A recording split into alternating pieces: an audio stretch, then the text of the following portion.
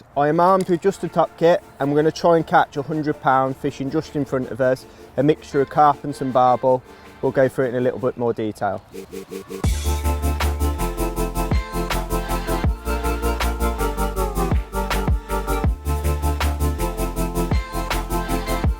Right then, you join us at the wonderful Alvechurch Fisheries for a windy but sunny springtime top kit fishing session. The fishing up on Canal Pool has been fantastic of late, and the short fishing has been really good. As it starts to warm up, there's no need to venture out past halfway really, and that top kit line has been really good. So we're just going to try and recreate that and catch as many carp and barbel. Adam set me a tall order of catching 100-pound on purely a top kit. We've got some maggots, we've got some pellets, we've got some corn, a nice strung out rig, which we'll talk in a little bit more detail a little bit later on. And we're targeting barbel from 2 to 4 pound bracket, and the carp are anywhere from 3 to 6 pound as well. So busy fishing. Yeah, let's run through it in a little bit more detail.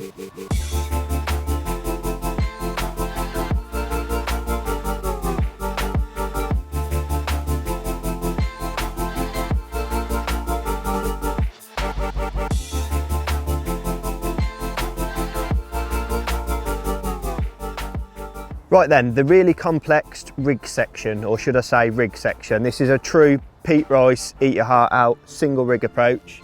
Nice and durable to catch plenty of fish. We'll start off with the elastic. I've got 16 to 18 green slick in a long kit. And then I've rig-wise, 020 paramicron, set 3.5 foot deep with a swanky fanky new Matrix carbon slim in a 0.2. And that's just shotted with some number 10 strung every 50mm from the hook length upwards, down to a cheeky little pre-tied MXC2 size 14 to 018. So nice durable fishing to catch lots of fish. We're going to have no issues with hook pulls or line breakages. It's nice and durable to catch plenty of fish. Happy days. So that really is as difficult as we're going to get today. Let's move on to how we're going to start the peg and what bait we've got in a little bit more detail.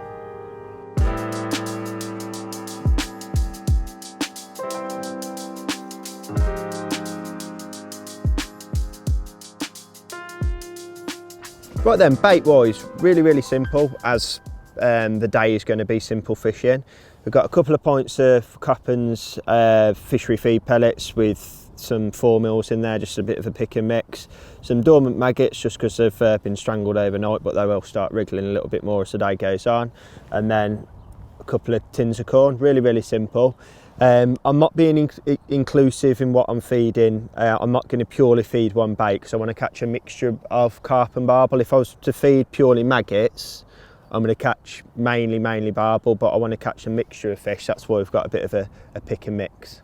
So that's enough of me waffling about bait. Let's get our super simple rig, and to start us off, just going to go for 3 dormant red maggots.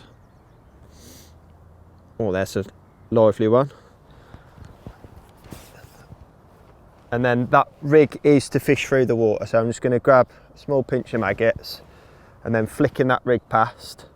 So my hook bait is the furthest away from us, and just let that carbon slim fall through the water, and you can hopefully see, there we go, registering, and we're fishing on the bottom now. And I'm not going to feed over the top of my float. Hopefully it won't take too long to get a bite.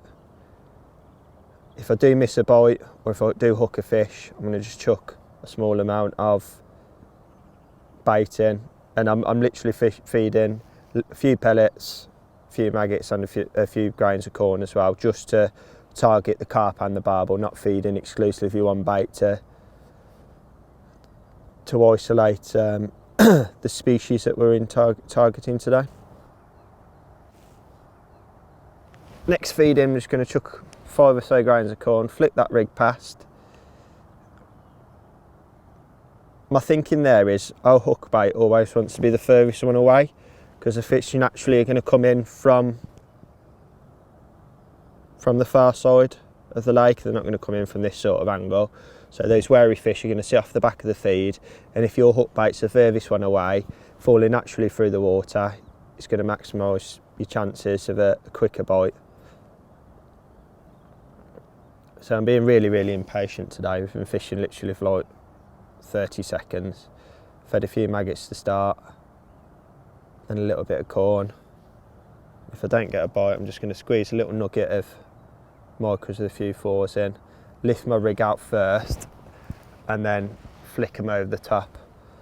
Because I say the last thing I want to do is drop some bait in over the top of my float and foul hook one. They're big angry fish in well oxygenated water, so you want to hook them cleanly in the mouth. So it's worth mentioning, I'm not trying to overcook it. If it was a match, obviously you'd start a little bit further out and work your way back. As it warms up and we move further into spring and through to summer, you could start on this line and catch really quickly throughout the day, but it is still cold on the evening and it is still early spring. And if I was looking at my float, we would have connected with a fish there. So just flick a few more maggots in, flick that rig in again, letting it fall through the water. And I'm not trying to overstretch because it does slope away from us there as well. So I'm making sure my side puller is in line with my knee there as well. So I'm not going to be too far off the bottom or going down the slope too far. So just being nice and patient, keep flicking a little bit of bait in, and as the session progresses, the fishing should get better and better. This one just swirled out a shot there, and the colour seems to be changing. It is still quite clear on here, and at my 10 o'clock it is clouding up there, so I will replumb an arc left and right if need be, but we'll just concentrate on this one area for now. There we go. A few pellets over the top, a little nugget. I think this one's a carp the way it's plodding about, and really important to try and not play him in that feeding area. So here I'm just extending past, and if he does go over our feeding area, just tensioning off the puller just so he can swim through it nice and slowly and not disturb the other ones. So just leaning past so he's out my peg, he's not causing any damage on the bottom. Nice balanced gear. Oh, there we go. If you weren't looking at him, he was ready for netting. Oh, shocking. Try that again. There we go. A nice long landing net pole doing the trick. Nice chunky mirror. And whilst he's in my lap there, I'm just going to grab a few maggots over the top, prep for that next one. Top kit underneath my armpit so it's nice and comfortable, and that leaves both my hands free.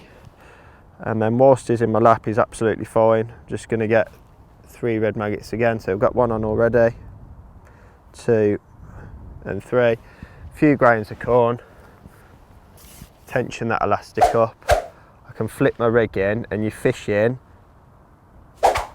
whilst that carp is happily rested in between your legs, and I can keep an eye on my float, and it just speeds everything up. So he's safely into the keep net, and we're fishing. It's probably only what, 5 to 10 seconds you've got there, but it just makes a difference when you're fishing for a big weight and lots of bites. You're just that little bit more efficient. Try and catch another one. It's a little line bite then, so I'm going to grab a few maggots again, flicking those in, flicking my rig past. Put my rig in nice, so we're falling through the water, falling through the water, falling through the water. As my rig straightens up, as my float straightens up, I'm just going to lower that last 6 inches down, and it's going to sit, or it's going to fall through the water nice and naturally, and then that last 6 inches is a really important bit, and the fish can see it coming past the noses. It wants to fall nice and natural. And hopefully when those barbel turn up, you don't even need to strike, it's just pull your elastic out and fish on. Well, that was an early carp, which is nice.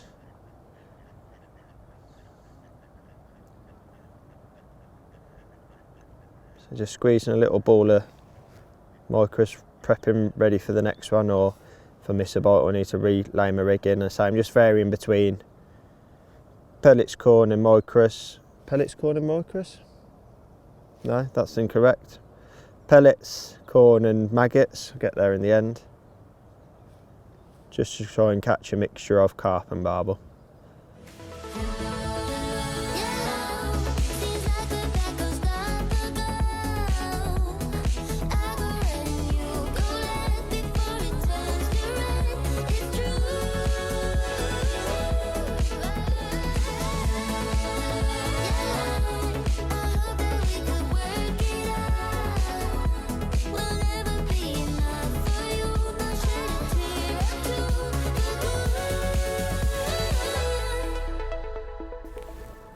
Right, let's feed a little bit of bait and talk about where we are so far. So flicking that rigging again. Oh, just a bit of rubbish on the line. Sure we get rid of that. Super. So apart from it being absolutely Baltic, the fishing is surprisingly, well, I say surprisingly, it is quite tricky.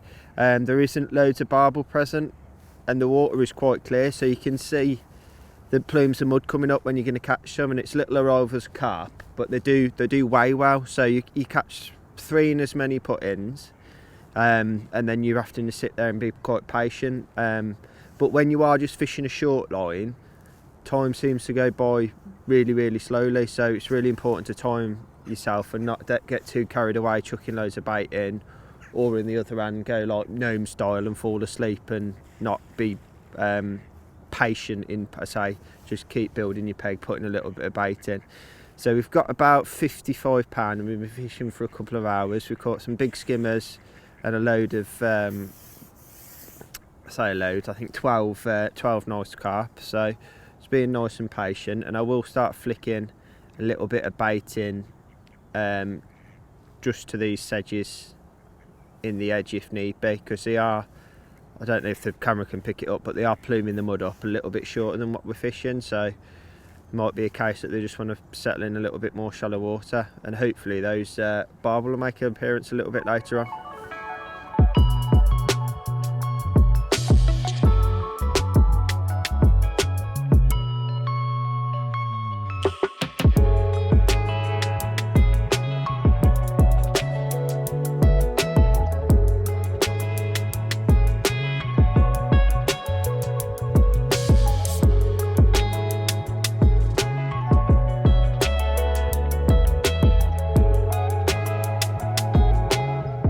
Oh, I think that's a big carp that doesn't know his weight yet. Let's see if we can slide the net under him quickly. Oh, there we go. You know he's going to go mental in the net when you can scoop him like that. The barbel have seemed to be really elusive today, but we've caught some cracking carp like that beauty. Very well behaved. We'll knock her at that, and we'll even see if she'll present herself to the camera. So some cracking fish on offer on that top kit line, and they don't take many of those to build a nice weight.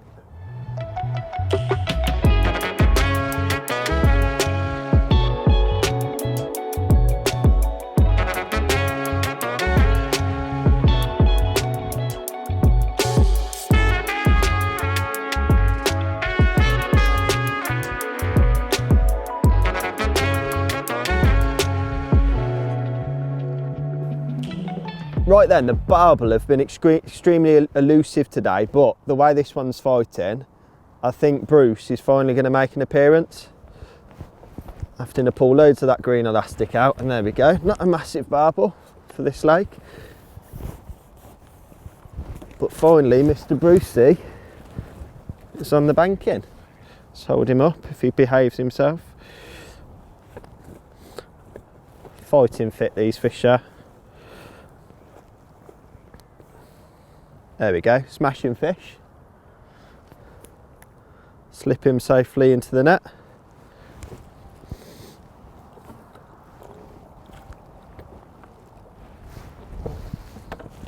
So let's just see if we can catch another one.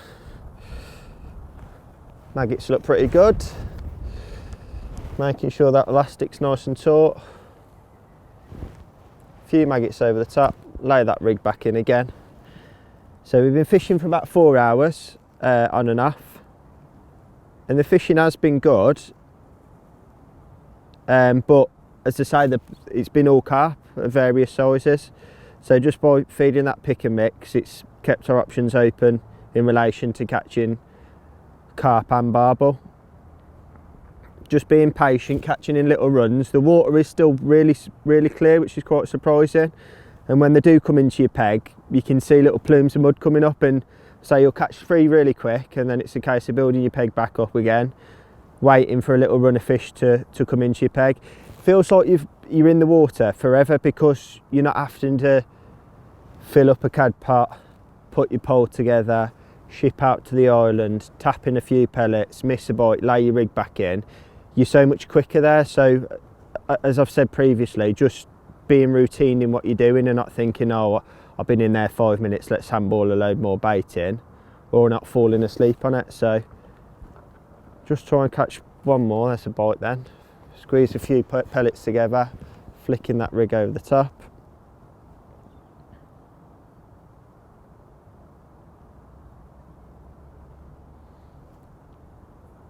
Down in a straightish line. Indication, waiting for a nice clean bite. The last thing I want to do is foul hook one. A big, healthy, fighting fit fish. I'll give her a nice clean bite.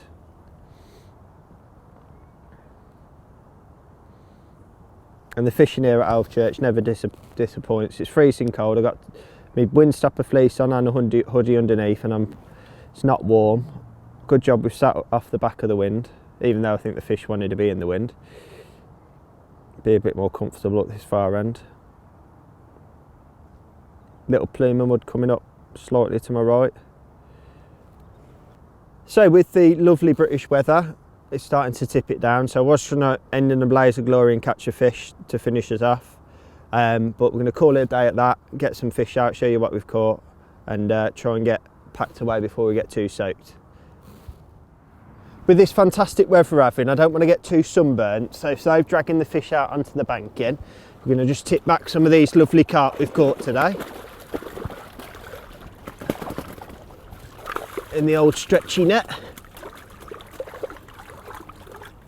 Everyone's a swimmer, apart from the ones that go the wrong way. There we go. And then we'll try that again without slipping down the banking on this net. It has, bar the weather, been a splendid few hours, catching plenty of lovely fighting fish carp on a top kit. So if you have liked this video, look at that chunky one, please remember to like and subscribe. Thank you very much.